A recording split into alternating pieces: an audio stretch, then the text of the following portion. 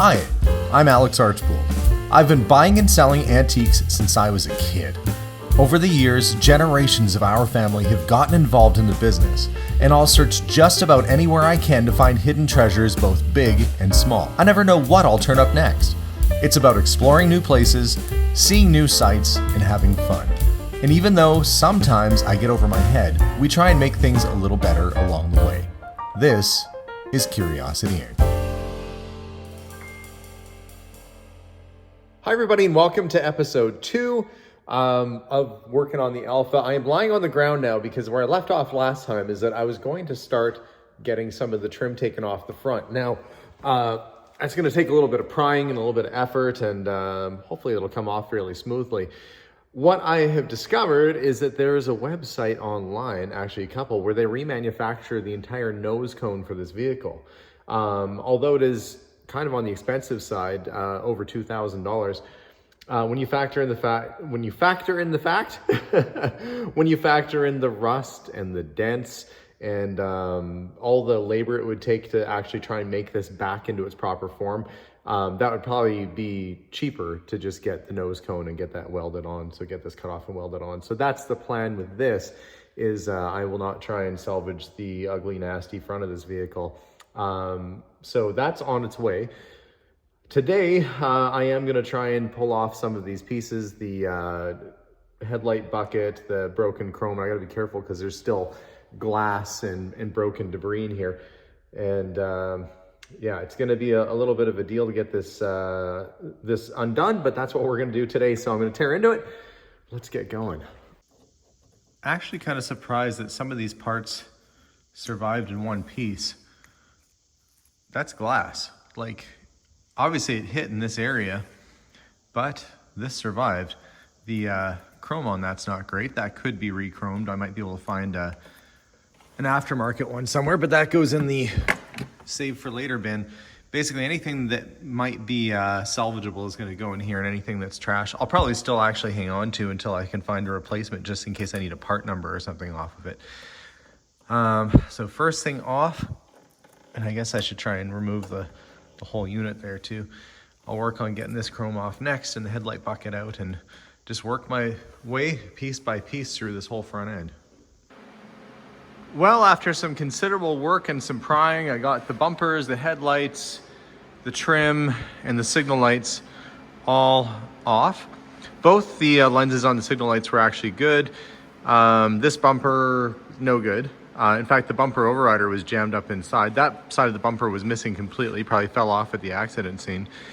So probably some salvageable parts, but needed to be done so that they could access this and get it ready to cut off, because that's going to have to happen. So some good work done today. Well, it's a new day, and haven't heard from my friend Matt yet. He's been tied up, so I figured the fender's already pretty bad on that car. And a few videos ago, actually a couple months ago, I ended up buying a dent puller, like a, gosh, I can't remember the exact name of it now, but it's a hydraulic dent puller that I used on the 57 Chevy, and it worked like a darn. So I know it's not 100% the proper fix or the way to do this. It's not a bad fix, but I'm going to see just how good I can make that fender, the really bad one, on my own. It's not going to get any worse. So I'm coming out to my storage building to see if I can find that kit, which is out here somewhere, and we'll haul it on over and see what we can do.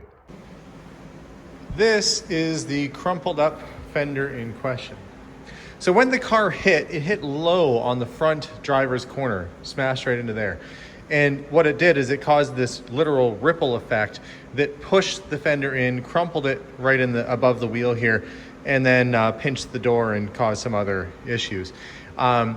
This fender, I did buy a replacement side panel for it and a replacement nose for this car, but I figure why not play around and just see what can be done. So to try and pop this back out, I've got my dollies and hammers, like a grown man playing with his dollies. And this is for when I get to the hammering stage. Before that, though, I've got the power puller. That's, I think, the name I was thinking of there. Hydraulic, porta power. There we go. It's a auto body and frame repair kit. This is what I need to actually do the heavy lifting, the big straightening on this car. And I'm going to get underneath into the fender well here. And the first thing I'm going to do is I'm going to prop it likely with a piece of wood on either side and just try and push it back out and see if that crumple kind of pops back out a little bit on its own. Then I can get in with the claw and kind of push these areas out. So I'm going to need a couple scrap pieces of wood that I can put in place front and back, and then we'll get that put in there and see if we can't literally just push this thing back out again and get rid of that crumple. Okay, well, first things first, we got to get this wheel off. It is going to give us a lot more access if I can get it in there properly and not have to struggle with this wheel. Plus that bar is going to have to go across right where this tire is. So I'm going to pull this wheel off, get the hubcap and wheel completely off, and get it up on a jack stand and see what we're working with here. Okay, wheel is off. Let's have a look and see what we're working with here. We've got some corrosion in your typical places down here, and I'm sure the accident didn't help things at all. I have ordered the replacement piece for in there. The subframe actually looks like it was spared. It doesn't look like there's any sort of bending on that subframe. The mount for the radiator, yes, and there's a little connection piece that goes across. That definitely looks like it was affected, and all this, which looks nasty when you look at it. It looks like I pulled it off the Titanic, but I think all the important bits actually might be all right. Part of me thinks this might have been racing damage, and I'll tell you why. One, this engine, it's got headers on it, dual carbs, basically the Veloce racing setup on this car. So this would have been a hot setup with the headers and everything.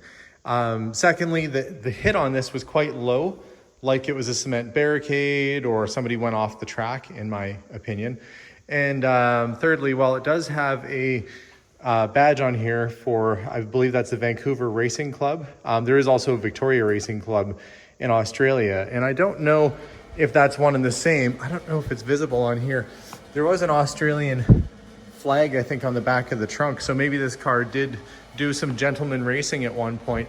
It would never have been, there's no roll bar. And in the 80s and 70s and 60s and such, you didn't actually require one in some of these vehicles. So I think there's a good likelihood this might have been somebody bombing around the track and went off, and that's what happened to it. Disc brakes on the front, you know, probably a nice little car when it wasn't all crusty and crunchy. You know, sitting with accident damage doesn't do any wonders for anything. So I'm going to cut down this wood now. I feel like I need a piece that's about 10 inches across so I can get that up on either side of the headlight so I can push against it in the central. The reason being, headlight's a big circle, right? I need to push basically right in the middle of that to evenly push this fender out, but there's nothing to push on. That's why I've got the wood here. This plywood should do the trick. I'm going to cut that down and see if I can mount it in there. Okay, first step, connect it from one end to the other to try and relieve some of the pressure off that crinkle. I'm going to keep working this kind of all the way around. I'm going to come up and try and push this little bit out here, which might be a little tricky to find a spot to push against in there, but I'm going to do my best. So basically it's just like a little pump handle. You pump it and it has a hydraulic very much like a jack, and it pushes outward, and feel like it's doing a little something. I mean, this isn't as crunched looking as it was. This is still pretty nasty. So I feel like I took a little bit of pressure off of that. So I'm gonna try moving this around and push it out this way now. Okay, so now I've got it in place going up towards the crease, and I'm kind of just working it up the crease all the way along. You can kind of see, well, I don't know, it looks a little better, but I've got work to do. I've got to push this area out. I'm just working my way from the top down, but there's progress.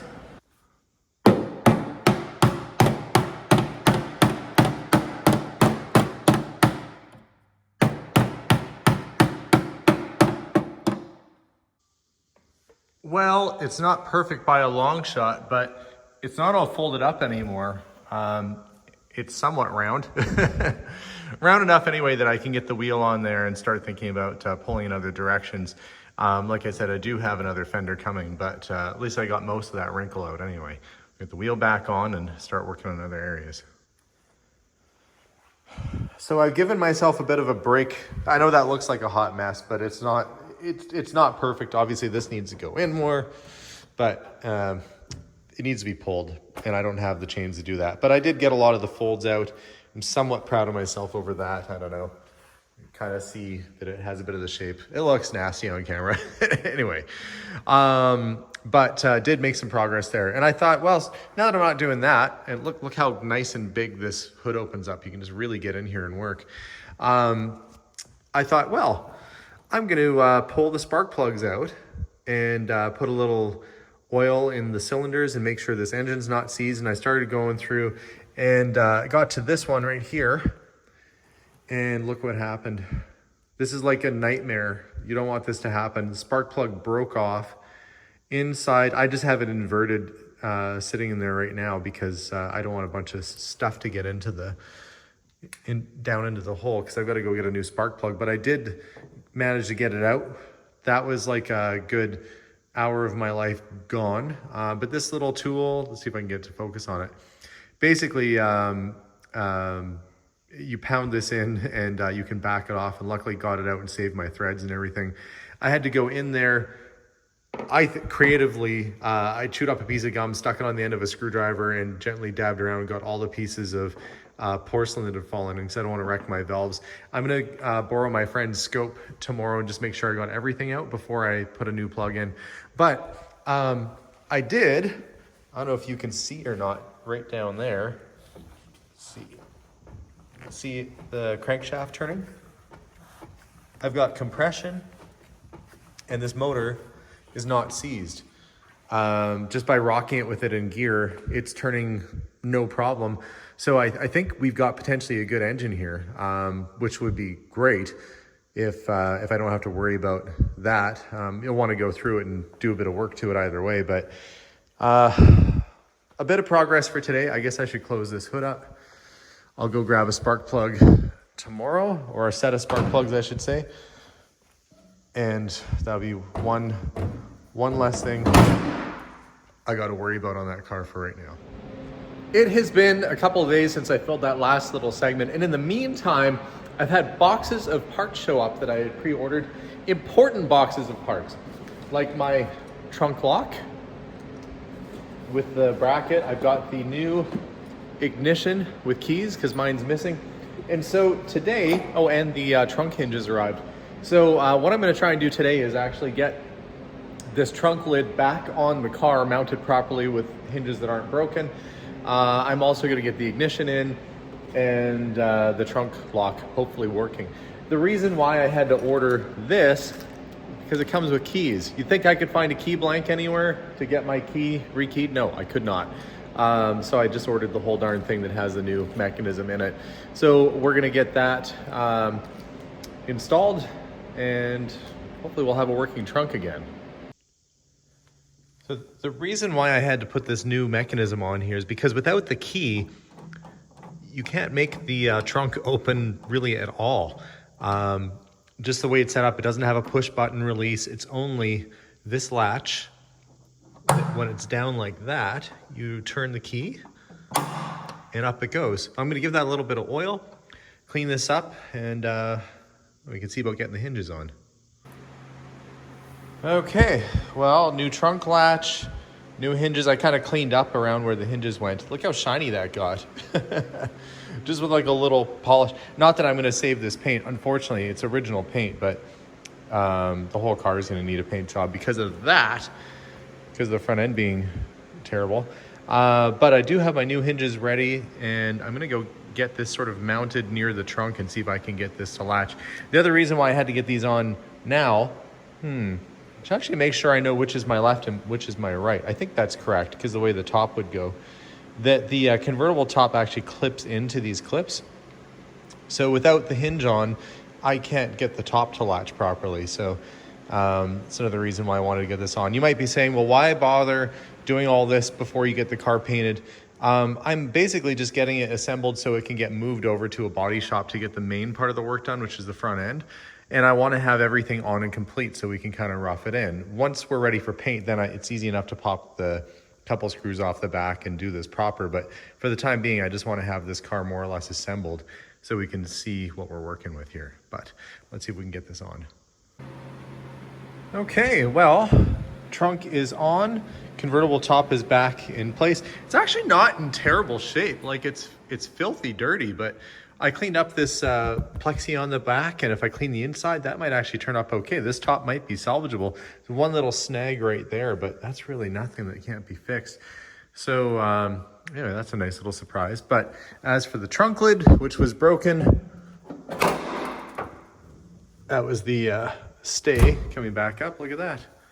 I have a functioning trunk lid, and actually I got the shut lines all reasonably good on here. It seems to be working pretty well perfect. So trunk now is on for the first time in 30, 40 years and actually functioning. So one little bit done with a whole lot left to go. Oh, I've got to put the ignition in too. I guess I should get to that. Okay, I'm going to find the ignition and we'll put that in. I do have a battery. Be curious to see what actually does still function and work on this car too. You guys curious? No, I am. Let's get this mounted in there, and maybe I can hook the battery up and see if I have lights and horns and other sorts of things. Okay, well, luckily I was able to find a wiring diagram online. I've got my power, I've got my ground, I got the ignition hooked up. That little wire there is for that tiny little light bulb that goes next to it. Next step is just to get it mounted in, which is super easy. You just basically pop it in and thread it back on. So that's what I'm going to do. And there we go. One new ignition switch. Like you can see the marks where the keys would swing around when they're driving this thing. But that's in and it's installed. Make sure it's on there real good. Light bulb should be hooked back up. I'm gonna put the battery on and just see what happens, if anything at all. Okay, battery is connected. Let's see if anything works in this car. And keep in mind, it's been off the road since about 83. So ignition is on.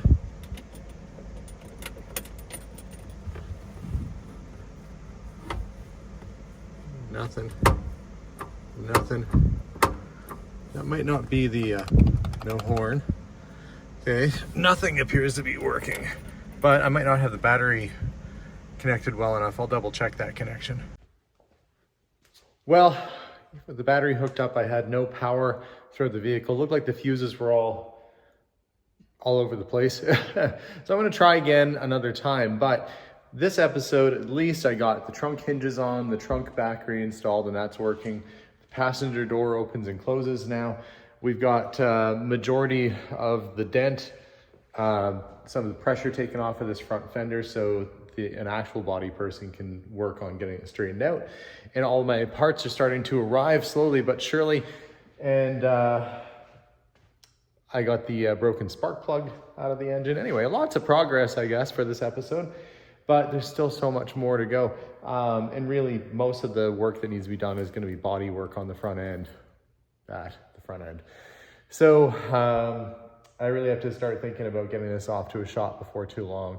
So guys, thanks for watching today's episode. Tune in for more as I work my way through this forlorn classic sports car and see if we can't bring it back to life again. As of today, I'm feeling only mildly optimistic about it because it's still not working. It's still crunched up, but you know, it's only the second episode, so we'll see where it goes. Guys, thanks so much again. We'll see y'all soon. And oh yeah, subscribe and tune in for more, and bye for now. Bye everybody.